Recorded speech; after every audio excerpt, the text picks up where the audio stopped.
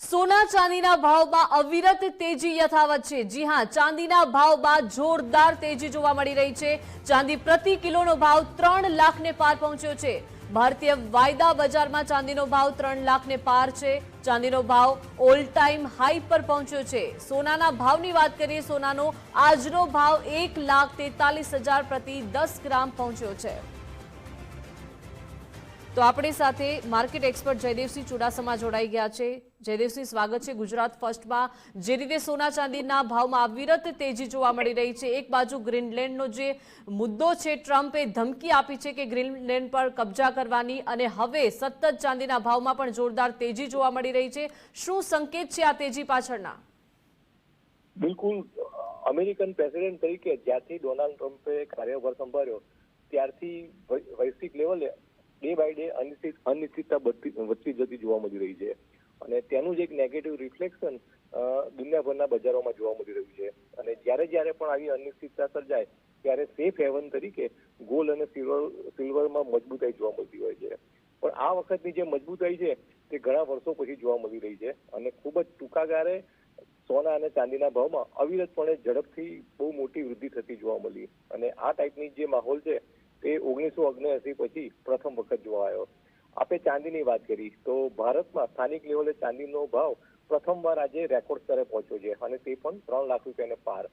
તો ચાંદીના ભાવમાં જાન્યુઆરી મહિના દરમિયાન જોવા જઈએ તો ખાલી જાન્યુઆરી મહિનામાં જ 25% જેવી માતબર મજબૂતાઈ જોવા મળી રહી છે, અને ઇન ટર્મ્સ ઓફ પર્સન્ટેજ સોના કરતા પણ ચાંદીમાં વધારે મજબૂતાઈ જોવા મળી રહી છે। તો તેનું પાછળનું જો મુખ્ય કોઈ કારણ હોય તો ડિમાન્ડ સામે સપ્લાય ખૂબ જ ઓછો જોવા મળી રહ્યો છે, અને ખાસ કરીને અત્યારે સમગ્ર વિશ્વમાં ઇન્ડસ્ટ્રીયલ ડિમાન્ડ તરીકે સિલ્વરની માંગ છે તે વધતી જતી જોવા મળી રહી છે। જેમાં હું કહીશ કે સોલાર એનર્જી છે, ઇલેક્ટ્રિકલ વ્હીકલ છે, અને ઇલેક્ટ્રોનિક્સ અને 5G નેટવર્કની જે એન્જિનિયરિંગ વસ્તુઓ છે તો તેમાં ચાંદી એક મહત્વપૂર્ણ ભાગ ભજવે છે।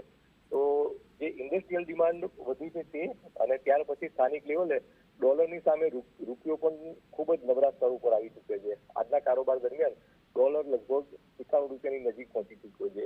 તો પણ ચાંદીના ભાવમાં મજબૂતાઈ જોવા મળી રહી છે।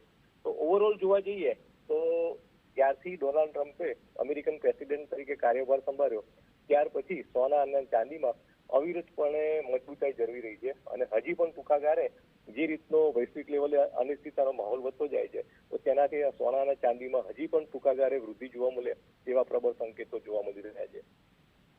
જયદેવસિંહ, આપનું શું માનવું છે, જે અત્યારે સોના ચાંદીના ભાવમાં અવિરત તેજી જોવા મળી રહી છે, આ તેજી લાંબા ગાળાની તેજી છે, ટૂંકા ગાળાની તેજી છે, અને બાયર્સ માટે આપ શું સલાહ આપવા માંગશો?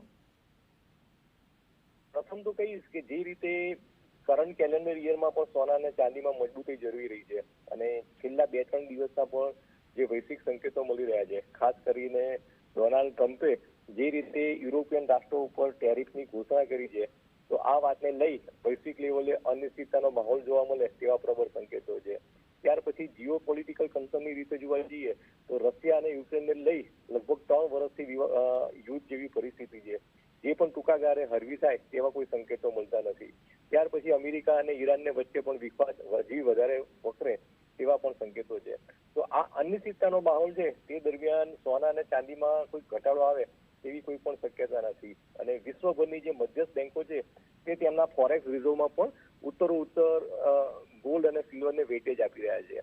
તો આ પરિસ્થિતિને લઈને કહીશ કે હજી પણ ટૂંકા ગાળે સોના અને ચાંદીમાં જે મજબૂતાઈ છે એ જળવી રહેશે, અને ખાસ કરીને દુનિયાભરની મધ્યસ્થ બેંકો જ્યાં સુધી ગોલ્ડ અને સિલ્વરમાં ખરીદી બંધ ન કરે ત્યાં સુધી હજી પણ આ તેજી જળવી રહે એવા અચૂક સંકેતો જોવા મળી રહ્યા છે। જી બિલકુલ, આભાર જયદેવસિંહ, ગુજરાત ફર્સ્ટ સાથે જોડાયા તે બદલ।